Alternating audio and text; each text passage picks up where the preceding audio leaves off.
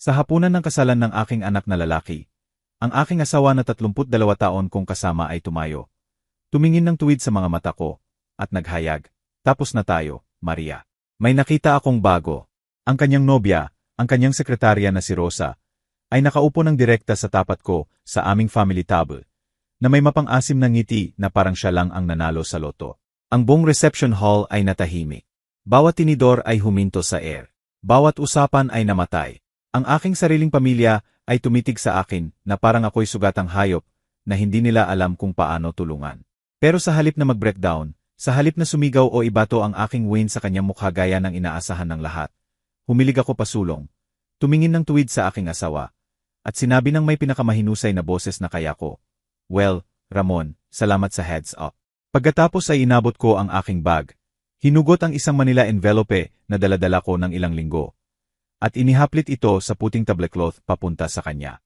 "Eto, may kaunting babasahin mo mamaya." Bago pa siya makahawak sa envelope na iyon, tumayo ako, hinaplos ang aking navy blue na damit, ang espesyal na binili ko para sa magandang araw na ito. Hinalikan ng aking anak na si Miguel sa noo, at lumabas sa reception hall na buong taas ang ulo ko. Sa aking likuran, narinig ko si Ramon na binubuksan ang envelope. Pagkatapos ay dumating ang tunog na hanggang ngayon ay nagbibigay sa akin ng chills. Isang sigaw na napakalakas, puno ng galit at takot na umalingaw-ngaw sa buong banquet hall.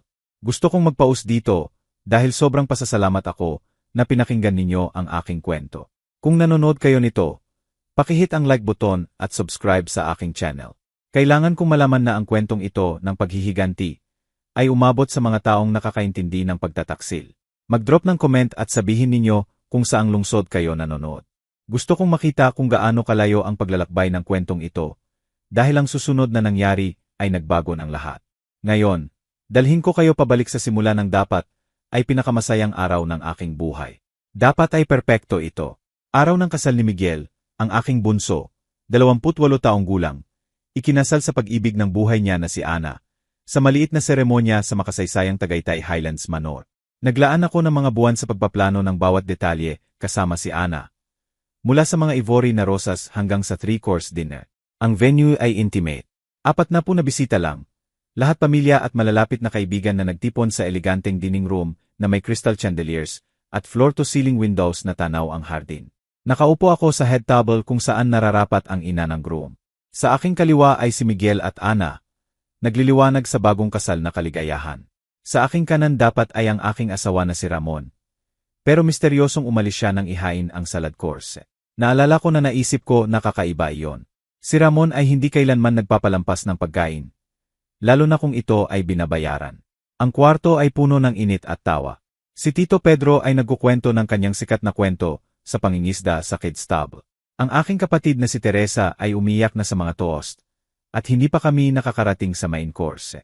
Ang mga magulang ni Ana ay nagliliwanag, kumukuha ng litrato ng lahat. Ito talaga ang pinangarap ko para sa aking anak, na paligiran ng pag-ibig. Nagsisimula ng bagong buhay na kasama kaming lahat sa pagdiriwang. Pagkatapos ay nakita ko siya, si Rosa Santos, ang 28 taong gulang na sekretarya ni Ramon. Paihong edad ng aking anak, Diyos ko, na dumudula sa walang laman na upuan ng direkta sa tapat ko. Suot niya ang pulang damit na mas mahal pa sa upa ng karamihan. Ang kanyang buhok na kulay kayumanggi ay perpektong ayos. Diamond earrings na kumikisla. Mukha siyang may-ari ng lugar. Bumagsak ang aking tiyan. Ano ang ginagawa niya rito? Hindi kailanman binanggit ni Ramon na inimbita niya ito. Nahuli ni Rosa ang aking mata at binigyan ako ng maliit na kaway na parang matandang kaibigan na nagkita para sa tanghalian. Ang kapal ng mukha niya ay nagpanginig sa aking mga kamay. Bago ko pa maproseso ang nangyayari, muling lumitaw si Ramon. Bumabalik sa aming table na may kumpiyansa na hindi ko nakita sa kanya ng mga buwan. Suot niya ang kanyang pinakamagandang gray na suit. Ang ipinlansa ko para sa kanya ng umaga ring iyon. At may ibang-iba sa kanyang kustura, para magbibigay siya ng presentation na matagal niyang inensayo. Hindi siya umupo. Sa halip, tumayo siya sa likod ng kanyang upuan. Kinuha ang kanyang champagne glass, at tinapik ito ng kanyang tinidor. Ang mahinang tunog ng chimes ay humihiwa sa lahat ng usapan. "Excuse me, lahat," sabi niya, ang kanyang boses ay umabot sa buong kwarto. "May announcement ako." Ang buong reception ay natahimik. 40 na pares ng mata ay tumingin sa aming table.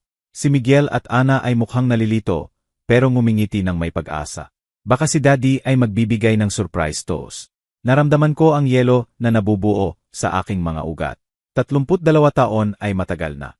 Sinimulan ni Ramon, tumingin ng direkta sa akin. Sapat na matagal para malaman kung kailan tapos na ang isang bagay. Ang mga salita ay tumama sa akin na parang pisikal na suntok. Ang mukha ng aking anak na si Miguel ay mula sa paggalito ay naging horror sa totoong oras. Hinawakan ni Ana ang kanyang kamay. Ibinalibag ni Teresa ang kanyang tinidor na may kalansing na parang umalingaw-ngaw magpakailanman. Maria, patuloy ni Ramon, ang kanyang boses ay matatag at inensayo. Tapos na tayo. May nakita akong bago. Itinuro niya si Rosa, na may lakas ng loob na itaas ang kanyang tsampaging glass sa maliit na toos. Ang katahimikan na sumunod ay nakabibingi. Narinig ko ang sarili kong tibok ng puso na kumakatok sa aking tainga. Sa malayong lugar, may server na nabitawan ang tray. Si Miguel ay nagsimulang tumayo. Ang kanyang mukha ay namumula sa galit. Pero itinaas ko ang aking kamay para pigilan siya. Dahil sa sandaling iyon, nakaupo roon sa harap ng aking pamilya, kaibigan, bagong asawa ng aking anak, at mga magulang niya, napagtanto ko ang isang malalim na bagay. Binigyan lang ako ni Ramon ng pinakamalaking regalo sa aking buhay. Ipinakita niya sa lahat kung sino talaga siya. Sa loob ng 32 taon, inuna ko ang lahat ng iba. Ipaliwanag ko kung ano talaga ang ibig sabihin noon. Dahil kapag narinig ng mga tao ang aking kwento, palagi nilang tinatanong ang parehong bagay. Paano mo hindi nakita na darating ito? Ang totoo, nakita ko ang lahat. Pinili ko lang maniwala sa lalaking pinakasalan ko, sa halip na sa lalaking nagiging siya. Nang magkakilala kami ni Ramon noong 1991, ako ay 26 taong gulang at nagpapatakbo ng maliit na catering business mula sa kusina ng aking apartment. Maria Saab. Tinawag ko itong Pinoy comfort food na may gourmet twist. Ang recipe ng lola ko sa kare-kare na may premium ingredients. Adobo na pinagdadalaan ng mga tao mula sa kabilang barangay. Leche flan na nagpapayak sa matatanda. May 12 regular clients ako at pangarap na magbukas ng sariling restaurant. Si Ramon ay charming na insurance agent na umupa sa akin para i-cater ang office Christmas party niya. Sinuyod niya ako sa mga usapan tungkol sa pagbuo ng buhay na magkasama, pagkakaroon ng anak, paglikha ng magandang bagay. 6 na buwan pagkatapos, nagpropose siya na may simpleng singsing at pangako na habulin natin ang mga pangarap natin ng magkasama. Ang unang sakripisyo ay dumating sa aming engagement. Ang kumpanya ni Ramon ay nag-offer ng promotion na nangailangan na lumipat kami 3 oras ang layo sa mas malaking lungsod. Pansamantala lang, siniguro niya sa akin, ang kanyang mga kamay na nakahawak sa aking mukha gaya ng dati kapag gusto niyang ganap akong maniwala sa kanya. Ilang taon lang para maging stable. Pagkatapos babalik tayo at maaari mong simulan ulit ang business mo.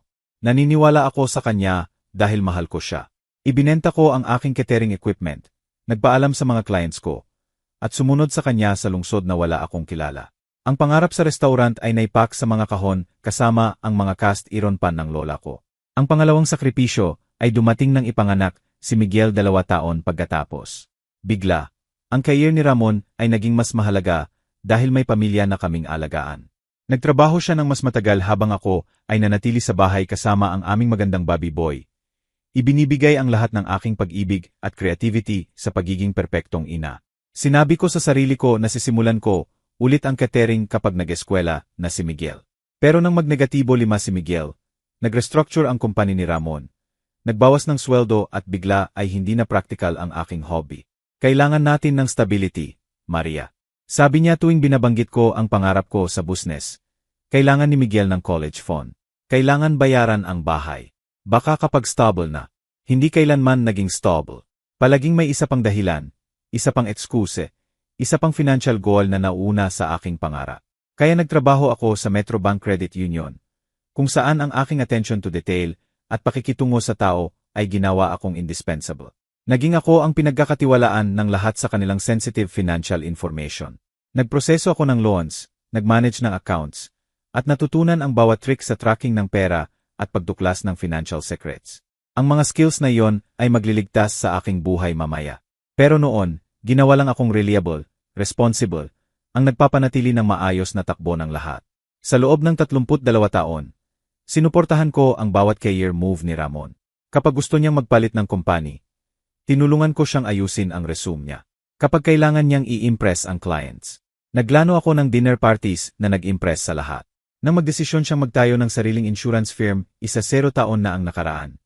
Kuseg ko ang business loan gamit ang malinis kong credit at nag-overtime sa credit union para mabayaran ang personal expenses namin habang nagsisimula ang business niya. Hindi ako nagrereklamo. Hindi talaga. Sinabi ko sa sarili ko na iyan ang ginagawa ng mabubuting asawa. Sinusuportahan nila ang asawa. Inuuna ang pamilya. Naghihintay sila ng kanilang turn. Kumbinsido ko ang sarili ko na pinahahalagahan ni Ramon ang aking mga sakripisyo. Na nakikita niya kung gaano ako nagbigay para sa kanya at kay Miguel. Nang grumaduate si Miguel sa high school bilang valedictorian, nakaramdam ako ng pride na ang aking mga sakripisyo ay nakatulong sa pagpalaki ng ganoong kamanghamanghang binata. Nang makapasok siya sa college sa full scholarship, sinabi ko sa sarili ko na sulit ang lahat ng taon na inuna ko ang needs niya. Nang sa wakas ay naging profitable ang business ni Ramon na kaya na namin ang lutsuris ulit. Naisip ko na baka sa wakas ay turn ko na. 55 taong gulang na ako nang unang binanggit ko ang pag-restart ng catering business ko. Ngayon na nakapagtapos na si Miguel ng college at stable na ang business mo, sabi ko sa hapunan isang gabi, naiisip ko nang bumalik sa professional cooking. Halos hindi tumingin si Ramon mula sa kanyang phone. Maganda yan, honey, sabi niya. Pero hindi ba matanda ka na para magsimula ulit? Bukod pa, si Rosa at ako ay nag-uusap tungkol sa pag-expand ng office. Baka kailangan namin ang tulong mo sa books. Si Rosa, kahit noon pa, lalong madalas na binabanggit ang pangalan niya sa aming usapan. Ang kanyang indispensable na sekretarya. Sobrang organized at talagang nakakaintindi ng business. Dapat ay mas nagbigay ako ng pansin sa pagbabago ng kanyang boses kapag binag-usapan siya. Pero abala ko sa pagiging grateful na sa wakas ay pinagkakatiwalaan niya akong tulungan sa finances ng kumpanya niya. Ginugol ko ang susunod na 2 taon sa unpaid bookkeeping para sa business ni Ramon. Pinapanood siyang magtayo ng matagumpay habang ang aking pangarap ay natutuyo. Sinabi ko sa sarili ko na supportive ako, na ang marriage ay tungkol sa teamwork, na darating din ang panahon ko. Pero ang hindi ko alam ay habang binabalansa ko ang books niya at pinapanatili ang profitability ng business niya, si Rosa ay nagbabalanse ng ibang bagay. At napagdesisyunan na ni Ramon na ang future niya ay hindi kasama ang babaeng nagbigay ng 32 taon ng buhay niya para buuin ang kanya. Ang unang red flag ay lumitaw 6 na buwan bago ang kasal ni Miguel. Nakatago sa plain sight na parang asong lobo sa balat ng tupa. Nag-aayos ako ng home office namin. Naghahanda ng tax documents para sa accountant namin na makita ko ang credit card statement na hindi kasama sa usual stock ng bills namin.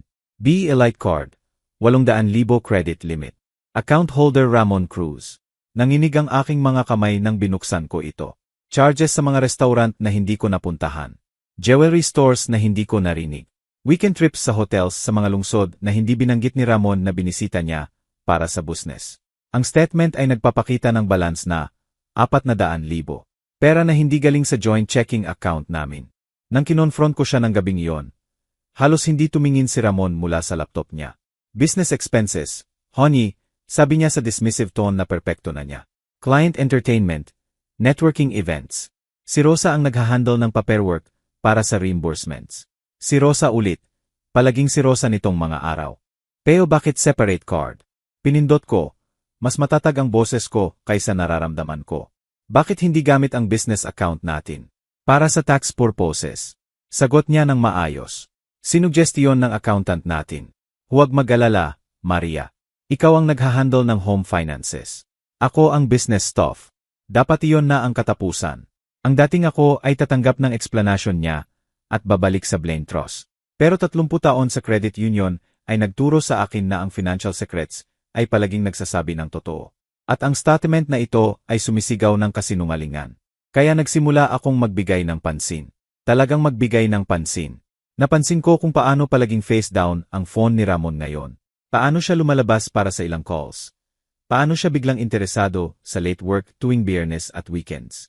Pinanood ko siyang maligo ng mas matagal, gumamit ng kolog sa random na Martes umaga, at gumugol ng 20 minuto sa pag-ayos ng buhok para sa client meetings.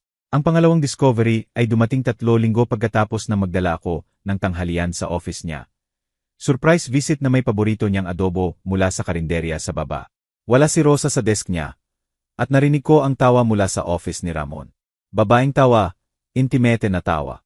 Tumayo ako sa reception area ng 5 minuto. Pinakinggan ang boses ng asawa ko na nahahalo sa kanya sa paraang nagpabaliktad sa aking tiyan. Hindi sila nag-uusap tungkol sa insurance policies.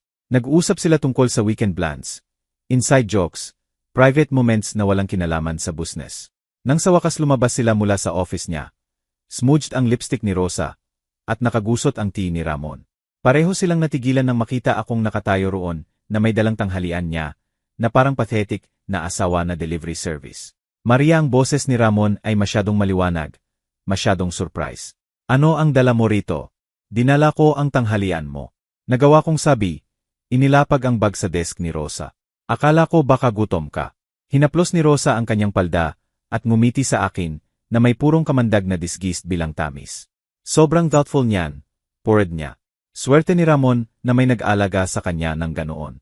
Ang paan ng pagsabi niya na nag-alaga sa kanya ay malinaw na iniisip niya na menial, temporary, madaling palitan ang trabaho ko. Ngumiti ako pabalik at umalis ng walang salitang iba.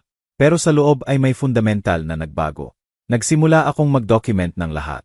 Bawat late night, bawat unexplained absence, bawat beses na sinabi niyang nagtatrabaho, pero off ang lights ng office niya nang dumaan ako. Ginamit ko ang lunch breaks ko para sundan siya minsan. At ang nakita ko ay nagkumpirma sa pinakamalalang takot ko. Si Ramon at Rosa na magkahawak kamay sa restaurant booths sa buong lungsod. Naghahalikan sa kotse niya sa walang laman na parking lots. Namimili na magkasama sa jewelry stores kung saan hindi niya ako dinala, kahit sa anniversary namin. Pero ang pinakamalalang discovery ay darating pa. 2 buwan bago ang kasal. Binabalansa ko ang joint checking account namin nang mapansin ko ang irregular transfers. Maliit na amounts. 25,000 dito, 40,000 doon. Lumilipat mula sa savings namin sa account na hindi ko kilala. Ang reference numbers ay nagdala sa akin sa rabbit hole na nagpalamig sa aking dugo. Gamit ang access ko sa credit union, tinrace ko ang transfers na yon sa seke account na binuksan ni Ramon 18 buwan na ang nakaraan.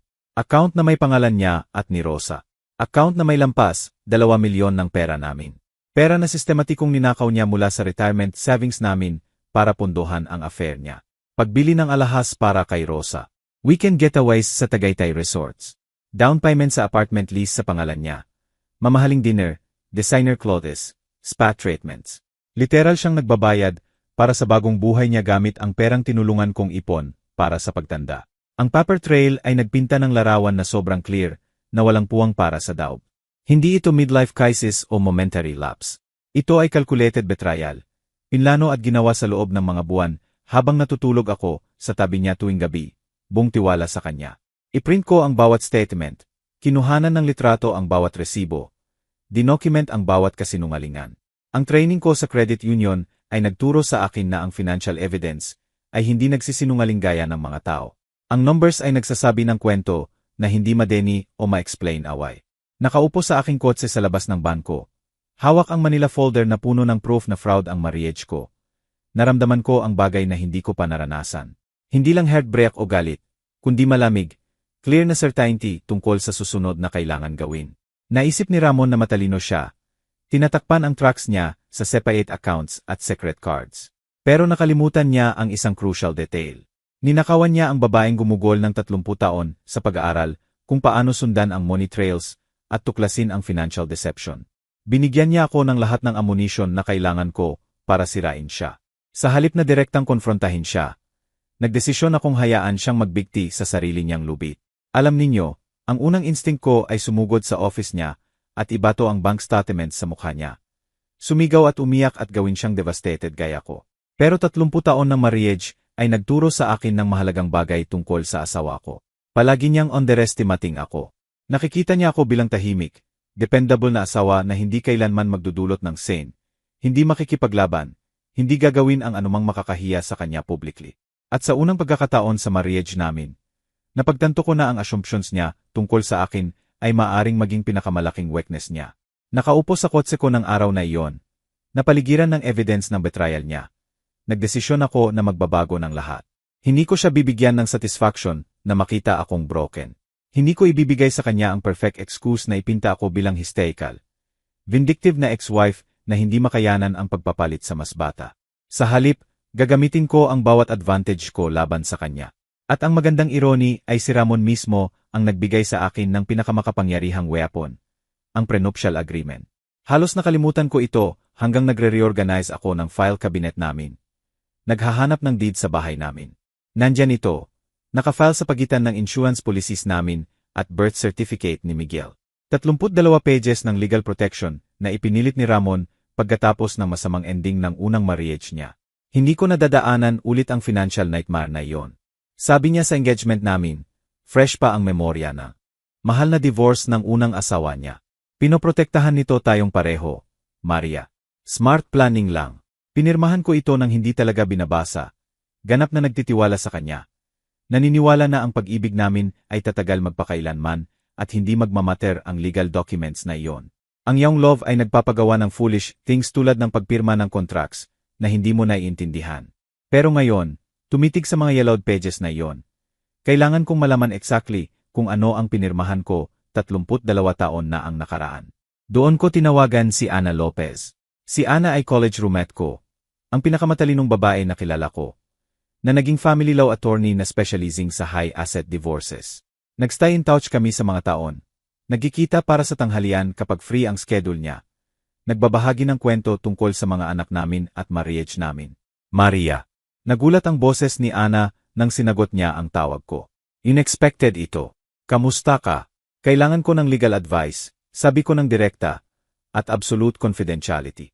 Ang katahimikan ay tumagal ng ilang segundo. Matalas si Ana para maunawaan na hindi ito casual call tungkol sa update ng wills namin. Pumunta ka sa office ko bukas, sabi niya sa wakas. Dalhin mo ang documents mo. Nang umagaring iyon, nakaupo ako sa tapat ni Ana sa downtown law office niya. Pinapanood ang mukha niya na nagbabago habang binabasa niya ang prenuptial agreement ko. Ang expression niya ay mula sa professional interest ay naging genuine surprise hanggang sa parang admiration. Maria, sabi niya sa wakas, inilapag ang papers at humilig pabalik sa upuan. Naiintindihan mo ba kung ano ang meron ka rito? Prenup na nagpoprotekta sa assets niya. Sagot ko, hindi sure kung bakit mukha siyang masaya. Higit pa roon, sabi ni Ana, binukla sa page 23 at itinuro ang specific clause. Ito ay faithfulness provision. Ipinilit ng asawa mo na isama ang language na voids ang karamihan ng asset protection kung ang alinmang party ay mag-commit ng adultery sa marriage. Huminto ganap ang aking puso. Ano ang ibig sabihin noon? Ibig sabihin, patuloy ni Ana, ang boses niya ay lalong excited, na kung mapapatunayan mo na unfaithful si Ramon, ang prenuptial agreement na ito ay magiging worthless. Lahat ng protections na inilagay niya para safeguard ang business at investments niya. Nawawala ang mga iyon sa sandaling nilabag niya ang marriage vows niya. Ang irony ay sobrang perfect, halos matawa ako. Ang paranoia ni Ramon sa betrayal ng unang asawa niya ay nagdala sa kanya na gumawa ng legal trap para sa sarili niyang infidelity. Gaano karaming proof ang kailangan ko? Tanong ko, iniisip ang Manila folder na puno ng evidence sa quotes ko. Ngumiti si Ana na parang shark na nakakaamoy ng dugo. Bank records na nagpapakita na ginamit niya ang marital assets para pondohan ang affair ay excellent. Photos nila magkasama ay helpful. Anumang evidence ng cohabitation o joint financial accounts ay devastating. May lahat ako noon at higit pa. May iba pa, sabi ni Ana, binubuklat ang iba pang pages. Dahil kuseg mo ang business loan at nagtrabaho unpaid para sa kumpanya niya. Entitled ka sa compensation para sa contributions mo. Kasama ang adultery clause, entitled ka sa bahay, karamihan ng investments, at potentially alimony. Sa unang pagkakataon sa mga buwan, naramdaman ko ang genuine hope na kumakalat sa dibdib ko. Pero ito ang key, patuloy ni Ana. Kailangan mong mag-file muna.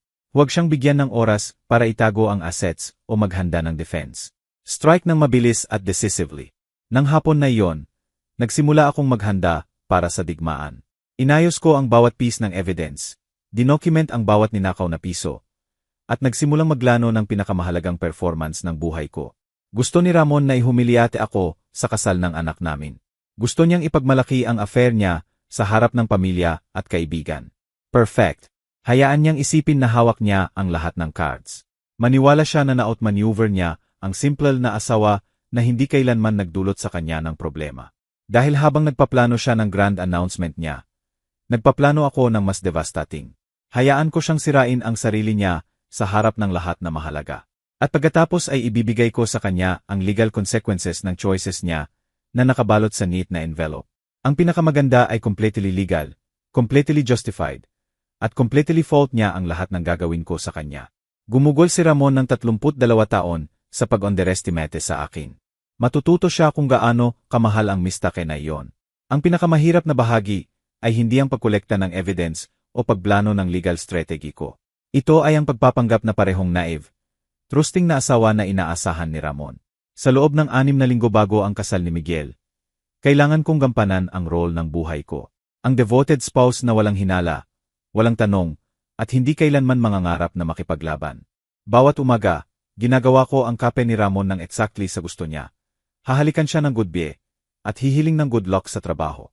Bawat gabi, tinatanong ko ang araw niya, at pinakinggan ang mga kasinungalingan niya tungkol sa late meetings at difficult clients. Kapag sinabi niyang mag-work weekends, naggapak ako ng lunch niya, at sinabing huwag magtrabaho ng sobra. Ang performance ay nangailangan ng bawat ounce ng self-control ko. Kapag umuwi siyang amoy perfume ni Rosa, kinagat ko ang dila ko at walang sinabi. Kapag nakalimutan niya ang anniversary namin sa unang pagkakataon sa 32 taon, nagpanggap akong okay lang.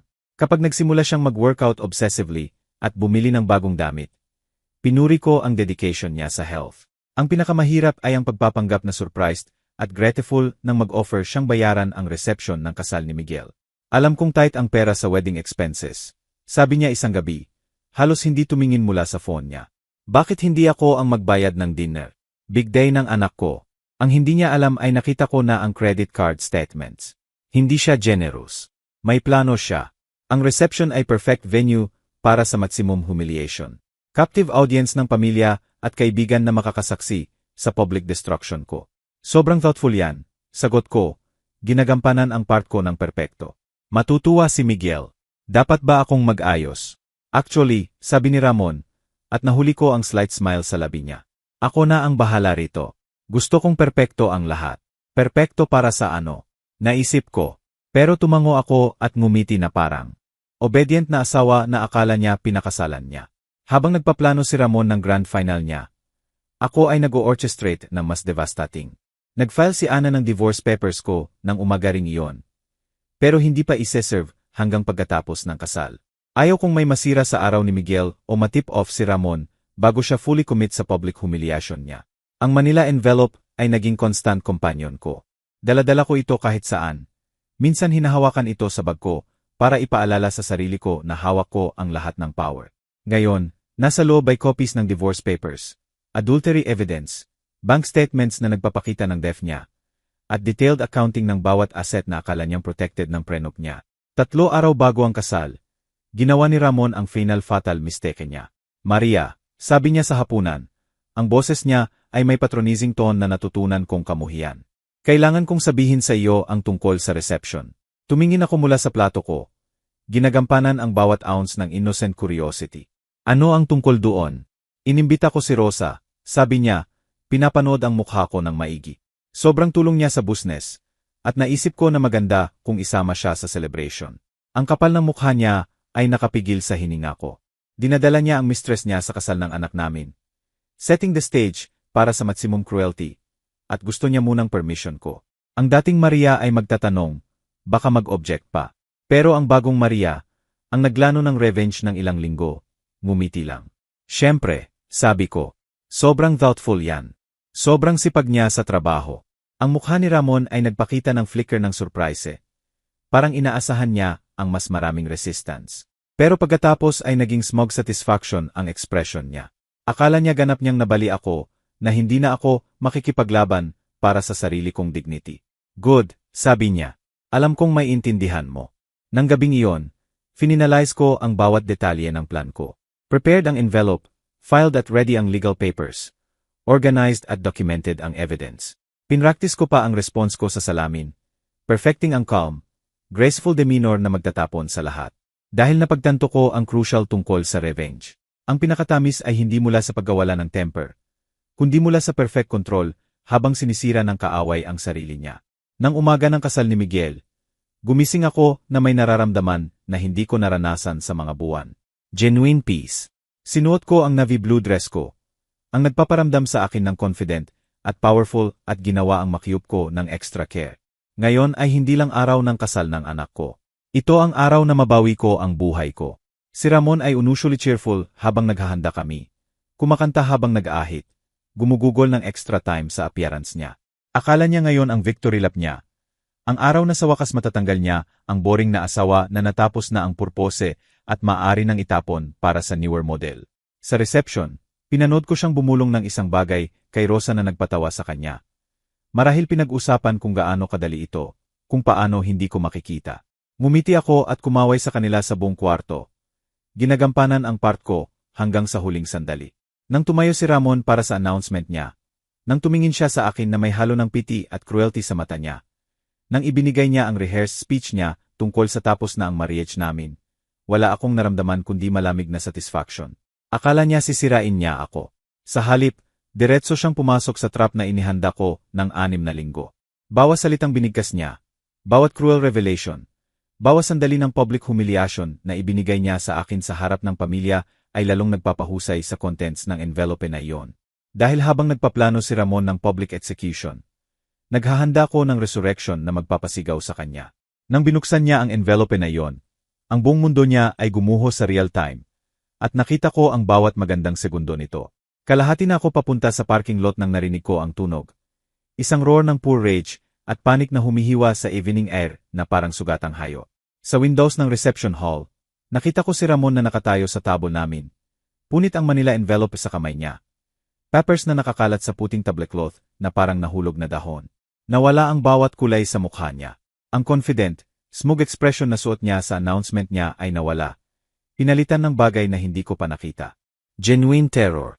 Nanginig ang kamay niya habang binubuklat ang documents. Ang mata niya ay nag-scan ng legal papers na may lumalaking horror. Humilig si Rosa pasulong, sinusubukang basahin sa balikat niya. Ang perpektong manicured fingers niya ay umaabot sa divorce papers. Ramon, ano ito? Tanong niya. Ang boses niya ay humihiwa sa stunned silence ng reception hall. Pero hindi makapagsalita si Ramon. Tumingin siya sa bank statements na isinama ko. Ang nagpapakita ng bawat piso na ninakaw niya mula sa joint accounts namin. Bawat piso na inilipat sa secret account nila. Bawat bili niya para sa kanya gamit ang pera na sa amin pareho. Ramon. Mas matalas na ang boses ni Rosa ngayon. Mas demanding. Kinuha niya ang isa sa papers mula sa nanginginig niyang kamay at nagsimulang magbasa. Pinanood ko sa window habang nagbabago ang ekspresyon niya mula sa confusion hanggang disbelief hanggang malamig, calculating panic. Binabasa niya ang adultery clause sa prenup namin. Ang clause na voids ang lahat ng financial protections ni Ramon sa sandaling mag-commit siya ng adultery. Ang clause na nangangahulugan na lahat ng akala niyang safeguarded para sa future nila ay akin na ngayong kunin. Hindi ito totoo, sabi ni Rosa. Sapat na malakas ang boses niya na marinig ng ni-establish ang bawat salita. Sabi mo hindi siya makikipaglaban. Sabi mo mahina siya. Dependent. Mahina. Dependent. Ang mga salita ay nagkumpirma ng lahat ng hinala ko tungkol sa usapan nila. Nag-upo sila sa secret apartment na tinulungan kong bayaran. Tinutuya ako. Pinaplano ang humiliation ko. Kumbinsido na sobrang broken ako para ipagtanggol ang sarili ko. Sa wakas nakahanap ng boses si Ramon. Pero lumabas ito bilang strangled whisper na unti-unting naging shout. Alam niya, sabi niya. Alam niya ang lahat. Naglano siya nito. Ang family members sa nearby tables ay nagsisimula ng maunawaan na may terrible na nangyayari. Tumayo si Miguel mula sa head table. Ang mukha niya ay confused at concerned. Dad, ano ang nangyayari? Pero si Ramon ay lampas na sa pag-aalala sa appearances. Itinaas niya ang divorce papers. Ang boses niya ay pumutok sa desperation. Nag-file siya ng divorce kaninang umaga. Claiming adultery siya. Sinusubukan niyang kunin ang lahat. Kunin ang lahat. Ang boses ni Rosa ay tumaas para tumugma sa kanya. Ano ang ibig sabihin ng kunin ang lahat? Sabi mo protected ng prenup ang assets mo. Void ang prenup. Sumigaw si Ramon ng sapat na malakas na natahimik ang buong reception hall. Ang adultery clause voids ang buong bagay. Makukuha niya ang bahay, investments, lahat. Pinanood ko ang mukha ni Rosa na nag-cycle sa emotions. Shock, galit, at pagkatapos ay calculation na disturbing. Hindi siya devastated na na-expose ang affair nila. Galit siya na nawala ang pera. Sabi mo tax feeling lang siya, hissed ni Rosa. Sabi mo sobrang bobo niya sa finances. Sabi mo hindi niya malalaman ang account. Ang secret account nila. Pinag-usapan niya ito mismo sa harap ng lahat. Nagkukumpirma ng bawat hinala ng pamilya namin tungkol sa relationship nila. Nasa paan na si Miguel ngayon, ang bagong asawa niya na si Ana sa tabi niya. Paihong tumitig kay Ramon na may lumalaking horror. Si Teresa ay may kamay sa bibig. Luha ang tumutulo sa mukha niya. Ang magulang ni Ana ay mukhang gusto nang mawala sa sahig. Pero si Ramon at Rosa ay abala sa panik nila para alagaan ang audience na nalikha nila. Nagtun sila sa isa't isa na parang cornered animals. Bawas sinusubukang sisihin ang isa sa predicament nila. Sabi mo under control mo ang lahat. Sigaw ni Rosa. Sabi mo broken siya, na hindi makikipaglaban. Akala ko nga. Sagot ni Ramon. Hindi siya nagtanong ng anuman. Hindi niya tiningnan ang statements. Well, clearly tiningnan niya. Pure venom na ang boses ni Rosa ngayon. At ngayon ano? Gayon wala tayo. Nasa pangalan ko ang apartment lease. Maxed out ang credit cards. Sabi mo ayusin mo ang lahat. Ang ugly truth ay lumalabas sa harap ng 40 witnesses. Hindi sila star-crossed lovers na nahiwalay ng circumstances. Dalawang greedy na tao na naglanong nakawin ang buhay ko at nahuli. Ni-freeze niya ang accounts, sabi ni Ramon, binabasa pa ang legal papers. Frozen lahat pending ang divorce proceedings. Wala tayong ma-access. Tumayo si Rosa ng sobrang bilis na natumba ang upuan niya pabalik. Wala tayong ma-access. Paano ang apartment? Paano ang car payment ko? Paano ang? Huminto siya sa gitna ng sentence. Ang full reality ay tumama sa kanya ng sabay-sabay. Walang pera ni Ramon, ang pera ko na ninakaw niya, wala siya. Ang lifestyle niya, security, future niya sa kanya. Lahat ay nakadepende sa funds na wala na. Ang tingin niya kay Ramon sa sandaling iyon ay pure hatred. Sinira mo ang lahat, sabi niya, malamig ang boses na parang taglamig. Tangang tao ka. At pagkatapos lumabas siya ng ganoon lang. Walang paalam, walang attempt na ayusin ang krisis ng magkasama. Walang declaration ng pag-ibig na makakaligtas sa financial hardship. Kinuha niya ang bag niya at iniwan si Ramon na nakatayo roon mag-isa sa wreckage ng choices niya. Ang katahimikan na sumunod ay nakabibingi. 40 na tao ang tumitig sa asawa ko habang nakatayo siya sa gitna ng scattered papers ng destruction niya. Sa wakas na unawaan na ang tahimik. Dependable na asawa na underestimating niya ay nag-checkmate sa kanya gamit ang sarili niyang moves. Ang boses ni Miguel ay humiwa sa katahimikan. Tahimik, pero malinaw na naririnig sa buong kwarto. Dad, paano mo nagawa ito kay Mom? Pero wala siyang sagot si Ramon. Tumingin pa rin siya sa legal papers. Sinusubukan pang prosesuhin na ang babaeng itinuring niyang mahina at bobo ay sinira siya ng ganap na iniwan pa siya ng mistress niya. Doon siya nagsimulang sumigaw ng pangalan ko. Maria. Maria. Pumutok ang boses ni Ramon habang sinisigaw niya ang pangalan ko sa parking lot. Bumalik ka rito. Kailangan nating mag-usap. Huminto ako sa paglalakad at dahan-dahang lumingon. Hinintay. Sa floor-to-ceiling windows ng reception hall, nakita ko ang chaos sa loob. Natumbang upuan, scattered papers, family members na naghudod sa shocked conversations, at ang asawa ko na nakatayo sa gitna nito na parang nasusunog ang bahay niya sa paligid niya. Nang bumalik ako sa doors na iyon, natahimik ang buong kwarto. 40 pares ng mata ang sumunod sa galaw ko, habang kalmado akong naglakad papunta sa table namin kung saan nakatayo si Ramon na paligiran ng evidence ng betrayal niya. Gusto mong mag-usap? Sabi ko, malinaw ang boses ko sa host room. Mag-usap tayo. Pula at blotchy ang mukha ni Ramon. Gusot ang perfect hair niya mula sa pagguskos ng kamay. Nawala ang confident man na nag-announce 20 minuto kanina. Pinalitan ng desperate at panik. Hindi mo ito maaring gawin, sabi niya, nanginginig ang boses. Hindi ganyan. Hindi sa harap ng lahat. Tumingin ako sa paligid sa pamilya at kaibigan namin. Mga taong kilala kami ng decades. Nag-celebrate ng anniversary parties at holiday dinners namin. Naniniwala na solid at loving ang marriage namin. Ikaw ang pumili ng venue sabi ko ng simple. Akala ko gusto mong makasaksi ang lahat sa big announcement mo. Lumapit si Miguel sa table namin. Pal ang mukha pero determined. Mom, ano ang nangyayari? Sabi ni Dad na nag-file ka ng divorce. Tumango ako. Inabot sa bag ko ang folder na inihanda ko para sa moment na ito. Nag-file ako kaninang umaga, honey. Pasensya na kailangan mong malaman ganyan. Pero ang daddy mo ang nagdesisyon noon nang sirain niya ang marriage natin sa dinner ng kasal mo. Crazy ito, sabi ni Ramon, hinawakan ang braso ko. Vindictive ka. Sinusubukan mong sirain ako dahil sa midlife crisis. Tumingin ako sa kamay niya sa braso ko. Pagkatapos pabalik sa mukha niya. Alisin mo ang kamay mo, sabi ko ng tahimik. Ngayon, may isang bagay sa tone ko na nagpaalis agad sa kanya. Midlife crisis. Binuksan ko ang folder ko at hinugot ang bank statements. Iyan ba ang tawag mo sa pagnakaw ng 2 milyon mula sa retirement account namin para punduhan ang affair mo? Isang gasp ang kumalat sa kwarto. Lumapit si Teresa. Malaki ang mata habang tinitingnan ang papers sa kamay ko. Tinatrack mo ang accounts natin. Mas mataas na ang boses ni Ramon. Mas desperate. Invasion of privacy yan. Yan ang trabaho ko. Putol ko. Nagtatrabaho ako sa credit union.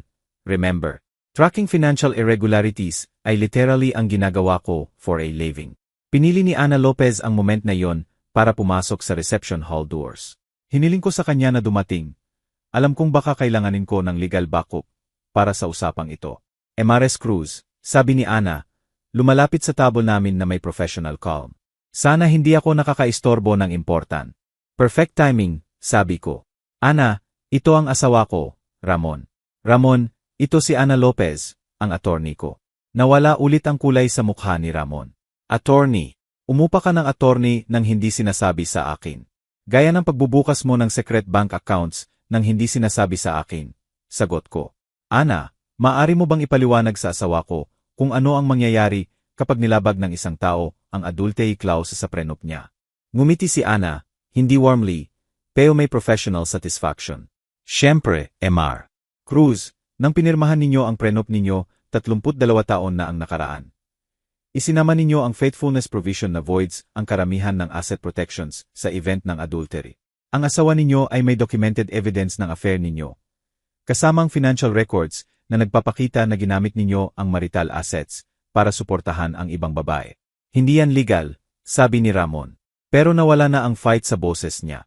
Completely legal yan, patuloy ni Ana.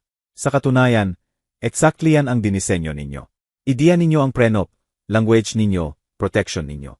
Hindi ninyo lang inimagine na gagamitin laban sa inyo. Binabasa na ni Miguel ang bank statements ngayon. Mas lumalim ang expression niya sa bawat line. Dad, ninakaw mo mula sa retirement account ni Mom. Ginamit mo ang pera niya para sa affair mo. Hindi theft yan. Mahinang sabi ni Ramon. Marital property yan. May right ako. May right kang gamitin ang joint funds natin para bumili ng alahas para sa ibang babae. Walang alam ako sa weekend trips. Para mag-down payment sa apartment para sa sekretarya mo. Sobrang tahimik ang kwarto na naririnig ang hininga ng mga tao. Umiling si Tito Pedro sa disgust. Mortified ang magulang ni Ana na makasaksi sa family implosion na ito. Nasaan si Rosa ngayon? Tanong ko, tumingin sa kwarto. Ang partner mo sa grand romance na ito. Ang babaeng magpapasaya sa iyo ng higit kaysa kaya ko. Ang katahimikan ni Ramon ay sagot na. Umalis siya. Tahimik na sabi ni Miguel.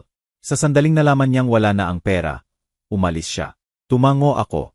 Iyan ang nagsasabi sa iyo ng lahat tungkol sa kung ano talaga ang built ng relationship ninyo. Maria, please, sabi ni Ramon, at sa unang pagkakataon, genuine desperation ang boses niya kaysa galit. Maayos natin ito. Pumunta tayo sa counseling.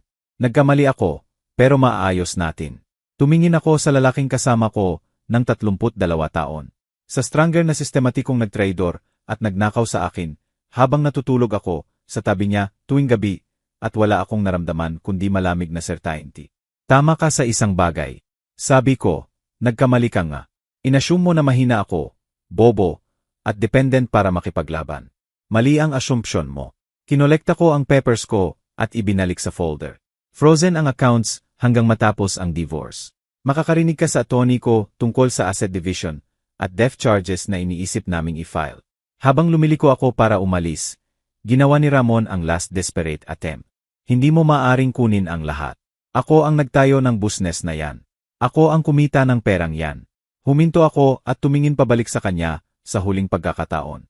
Gamit ang credit ko, unpaid labor ko, at financial support ko, sabi ko. At ngayon matututo ka kung ano talaga ang halaga noon. Lumakad dalabas ng reception hall sa pangalawang pagkakataon. Naramdaman ko ang bagay na hindi ko naranasan sa mga taon. Complete at total control sa sarili kong buhay. Sa likuran ko, narinig ko pa rin si Ramon na sinusubukang ipaliwanag sa anak namin. Sinusubukan pang iminimeze ang ginawa niya. Sinusubukan pang maging victim. Pero wala nang nakikinig. 6 na buwan pagkatapos, sa dapat ay 33 anniversary namin. Nakatayo ako sa kusina ng bagong catering business ko. Maria's Second Chances. Naghahanda ng sikat na lech flan ng lola ko para sa golden anniversary party ng client ko. Hindi nawala sa akin ang irony. nagdiriwang ng 50 taon ng genuine love, habang ang marriage ko ay gumuho pagkatapos ng 32 taon ng kasinungalingan. Natapos ang divorce 3 linggo kanina, at ang results ay mas maganda pa kaysa predict ni Ana. Ang adultery clause sa precious prenup ni Ramon ay gumana exactly gaya ng nakasulat, voiding every protection na akala niyang secured niya. Napanatili ko ang bahay, 75% ng investments namin, retirement accounts na sinusubukan niyang nakawin, at nakatanggap ng spousal support sa susunod na 5 taon. Pero ang real victory ay hindi financial. Ito ay ang panunod sa dominos ng carefully constructed deception niya na bumagsak isa-isa. Si Rosa ay tumagal exactly 2 linggo pagkatapos ng wedding disaster. Nang malaman niyang wala na ang pera ni Ramon at hindi na babalik, nilinis niya ang secret apartment nila at lumipat sa ibang lalaki bago matapos ang buwan. Balita mula sa mutual acquaintances na ang bagong boyfriend niya ay cardiologist na may mas malaking bank account at walang inconvenient wives. Sinubukan ni Ramon na labanan ang divorce sa una. Umupa ng mahal na attorney na tumingin sa prenup at nag-advise na mag-settle agad. Ang bank statements na nagpapakita ng systematic theft, photos niya kay Rosa, at paper trail ng lease ay ginawang impossible ang case niya na ipagdanggol. Ang business na ipinagmamalaki niya ay struggling ngayon. Walang unpaid bookkeeping at financial management ko. At may tatters ang reputation niya pagkatapos kumalat ang balita tungkol sa affair at theft. Nagsimula ang clients na maghanap sa iba para sa insurance needs nila. Napilitan siyang ibenta ang share niya sa business partner para lang bayaran ang legal fees niya. Ang potential fraud charges na binanggit ni Ana ay hindi natuloy. Nagdesisyon ako na sapat na ang pagsira sa buhay niya nang hindi pa ipadala sa prison. Minsan ang mercy ay parang hayaan ang tao na harapin ang natural consequences ng choices niya nang walang extra punishment. Nahirapan si Miguel sa revelation tungkol sa daddy niya. Pero malinaw ang posisyon niya 1 linggo pagkatapos ng kasal. Mom, sabi niya, nakaupo sa kusina ko habang ginagawa ko ang paborito niyang chocolate chip cookies. Sorry hindi ko nakita ang ginagawa niya sa iyo. Sorry matagal bago may tumayo para sa iyo. Hindi mo ako dapat pinoprotektahan. Sabi ko sa kanya na hindi iyan ang trabaho mo. Minana ng anak ko ang sense of justice ko at stubborn streak ng daddy niya. Pero idinirekta niya ito sa tama. Pinutol niya ang kontak kay Ramon Gana pagkatapos malaman ang ninakaw na retirement money. Sabi hindi niya marerespect ang lalaking magnanakaw sa sariling asawa. Si Ana, ang bagong manugang ko, ay naging isa sa pinakamalapit kong alis. Tinulungan niya akong mag-design ng logo para sa catering business ko at naging first official client ko. Umupa sa akin para i-cater ang holiday party ng law firm niya. Ang word of mouth mula sa event na yon ay nagdala ng 3 pang-bookings, pagkatapos 5, pagkatapos 1-0. Ang catering business ay lahat ng pinangarap ko, 30 taon na ang nakaraan, at higit pa. Specialize ako sa Pinoy comfort food na may elegant presentation. Ang klase ng cooking na nagpaparamdam sa tao ng loved at celebrated. Ang lech flan ko ay naging legendary sa clients ko. Ang adobo ko ay booked solid hanggang spring. Nagsimula pa akong mag-offer ng cooking classes sa weekends para sa gustong matuto ng techniques ko. Pero ang pinakamaganda ay hindi ang success o pera o satisfaction ng pagbuo ng sarili kong kamay. Ang pinakamaganda ay gumising bawat umaga na alam na akin ang bawat choice ko. Akin ang bawat piso na kinikita ko. At akin lang ang bawat pangarap na hinahabol ko. Natutunan ko ang malalim tungkol sa sarili ko sa mga buwan ng pagpaplano ng revenge ko. Ang patience at intelligence ay palaging mananalo sa impulse at emotion. Si Ramon ay gumalaw mula sa greed at selfishness. Gumagawa ng decisions base sa gusto niya sa moment. Ako ay gumalaw mula sa strategy at self-respect. Gumawa ng plan na magpoprotekta sa future ko kaysa satisfy lang ang galit ko. Ang difference sa amin ay nakita niya ang marriage namin bilang bagay na tatakasan. Habang nakita ko ito bilang worth fighting for hanggang sa moment na pinatunayan niyang hindi worth saving. 3 linggo na ang nakaraan. Nakatanggap ako ng tawag mula kay Ramon. Nakatira siya sa studio apartment sa kabilang town. Nagtatrabaho para sa ibang insurance agency. At apparently nagsisisi sa sarili. Maria, sabi niya, mas maliit ang boses kaysa narinig ko. Nagkamali ako ng sobra. Alam kong hindi ko maundo ang ginawa ko. Pero baka makapag-usap tayo. Baka may paraan para ayusin ito. Pinakinggan ko ang buong speech niya. Apologies, excuses, promises na nagbago na siya. Nang matapos siya, isa lang ang sinabi ko. Sana makahanap ka ng happiness, Ramon. Pero hindi mo ito makikita sa akin. Iyan ang huling usapan namin. Ngayon habang finifinishing ang touches sa anniversary dessert ng client ko, nag-reflect ako kung gaano nagbago ang buhay ko. May successful business ako. Nakatira sa magandang bahay na akin lang. At gumigising bawat araw excited sa possibilities sa harap ko. May love at respect ng anak ko. Genuine friendships sa mga taong pinahahalagahan ako kung sino ako. At dreams na akin lang. Kung nanonood kayo nito at nararamdaman ang betrayal mula sa pinagkatiwalaan ninyo, remember this. Minsan ang best revenge ay hindi getting even. Ito ay getting free. Minsan ang greatest victory ay hindi destroying ang enemy mo, kundi building a life so beautiful na ang betrayal nila ay naging catalyst para sa greatest happiness mo. Gamitin ang sarili nilang weapons laban sa kanila kung kailangan. Pero huwag hayaang i-define ng choices nila ang future mo. Ang taong nag-traitor sa iyo ay ipinakita kung sino talaga sila. Maniwala ka sa kanila, matuto mula roon, at pagkatapos buuin ang mas maganda nang wala sila. Hindi ko kailanman naisip na ang pinakamasamang araw ng marriage ko ay magiging unang araw ng real life ko. Pero yan exactly ang nangyari nang ianunsyo ng asawa ko, ang ending natin sa dinner ng kasal ng anak namin. At ibinigay ko sa kanya ang envelope na nagbago ng lahat. Minsan ang justice ay lasa ng leche flan, amoy ng sariling kusina, at tunog ng sariling tawa na umalingaw-ngaw sa bahay na sa wakas ay akin na. Nagustuhan ninyo ba ang kwento ko? At saang lungsod kayo nakikinig? Magkita tayo sa comments. Bigyan ng like kung nag-enjoy kayo sa kwento. Maraming salamat sa sweet support ninyo. Excited ako sa comments ninyo sa kwento. Sa screen, makikita ninyo ang 2 bagong life stories na highly recommend ko. Marami pang iba sa channel ko. By the way, huwag kalimutang mag-subscribe. Ito ang nag-encourage sa akin na magdala ng higit pang kwento gaya nito. Kita tayo sa susunod na life story. With love and respect.